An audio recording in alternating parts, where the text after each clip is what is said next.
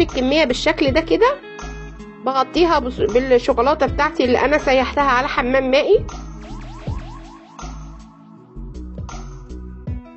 ده شكلها اهو. انا خلصت كل الكميه، طلعتها على ورق زبده، بدخلها التلاجة لمده 5 دقايق وبخرجها. وده شكل الكيكه بتاعتي، كيكه الهوهوز بتاعتي ما شاء الله عليها، كانت جميله جدا، كانت غنيه جدا وطعمها حلو جدا. لو حابه ان انت تستغني عن الشوكولاته الخام هنا الدارك، ممكن تحطي شوكولاته بالحليب، بس مش هتديكي اللون الغامق ده، هتديكي اللون افتح شويه. ولو عجبك الفيديو ما تنسيش تعملي لايك وشير وسبسكرايب لقناه مطبخ اميره القصر. ما تنسيش تفعلي زر الجرس وتدوسي على الكل عشان يوصلك كل جديد مني، كل جديد يوصلك بيه اشعار. وبألف هنا وشفا.